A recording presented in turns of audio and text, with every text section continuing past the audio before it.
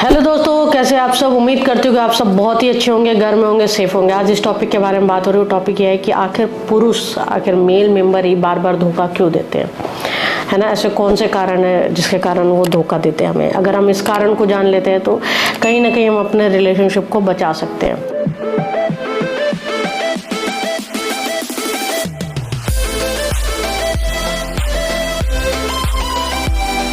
देखो, एक इंसान जो इस तरह के होते हैं जिनकी आदत होती है ना, जो हर किसी से रिलेशनशिप बनाना चाहते हैं, उनका कुछ नहीं हो सकता, ठीक है। तो जिनकी आदत होती है वो तो उनकी मुंह मारने की आदत है, वो करेंगे ही करेंगे। उनका कोई वो ही नहीं है, वो तो करेंगे, तो उनका कोई इलाज नहीं है ना।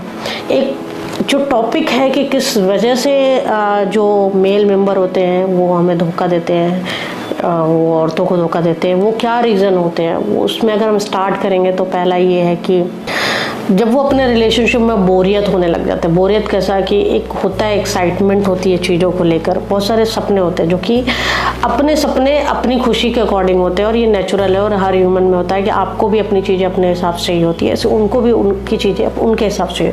जब वो चीज़ें नहीं मिलती हैं तो वो कहीं और प्यार करने लग जाते हैं। कई बार रिलेशनशिप में वो मान सम्मान नहीं मिलता, वो रिस्पेक्ट नहीं मिलता जो उन्हें चाहिए, है ना। मान सम्मान की परिभाषा कुछ और होती है, बट वो मान सम्मान जो उन्हें चाहिए होता है उस तरह से चीज़ें नहीं मिल रही होती है। और कई बार औरतें समझ जाती हैं, जो वाइफ होती हैं वो समझ जाती है कि उन्हें किस तरह का रिस्पेक्ट चाहिए, और फिर भी नहीं ध्यान देती हैं। इस चक्कर में भी वो कहीं और रिलेशनशिप में आते हैं। तीसरा, अगर मैं बात करूँ तो ईगो सेटिस्फेक्शन के लिए कई बार ऐसा होता है कि जब वाइफ रिस्पेक्ट नहीं दे रही होती है और उन्हें ये लगता है कि वो उस तरह मन में सोचने लग जाते हैं कि अब ये सोच रही है कि मुझे और कोई नहीं मिल सकता है, या मैं किसी और के साथ प्यार में नहीं आ सकता हूँ, या मैं अब किसी लायक नहीं हूँ, तो वो ईगो सेटिस्फेक्शन के लिए भी कई बार इंसान दूसरे रिलेशनशिप में आता है।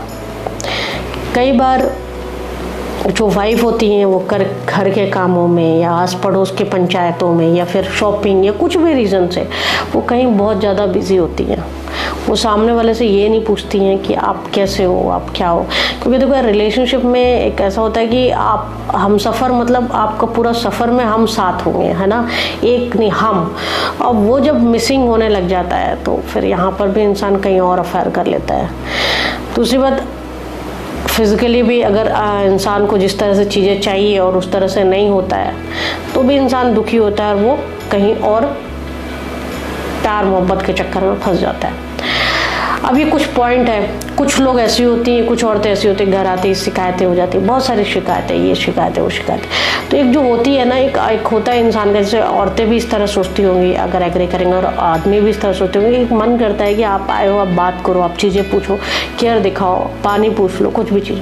तो एक सिस्टमेटिक एक होता है कि एक देखो, हर इंसान की एक अपनी सोच होती है, चाहे वो औरत हो चाहे वो आदमी हो, जो कोई भी इंसान हो, और उसको अपने हिसाब से चीज़ें चाहिए होती है। अब वो चीज़ें अपने हिसाब से नहीं मिलती है तो इंसान उस चीज़ को पाने के चक्कर में कहीं और चला जाता है। अब अपन को करना क्या है कि जो पॉइंट मैंने बताया है, अगर ऐसा है तो आपको बात करना बहुत ज़रूरी है आपस में।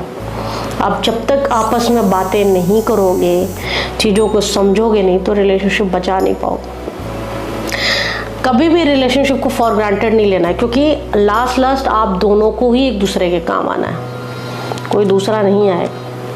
जो आदमी भी अगर बाहर जा रहे हैं वो भी आपका अपना नहीं है, वो अपना ठीक है, टाइम पास है, सब कुछ ठीक है, बट जिसके साथ है वो आपकी अपनी नहीं है। या कोई लेडीज़ भी ऐसी है तो वो उसका अपना नहीं है, आप ही दोनों एक दूसरे को।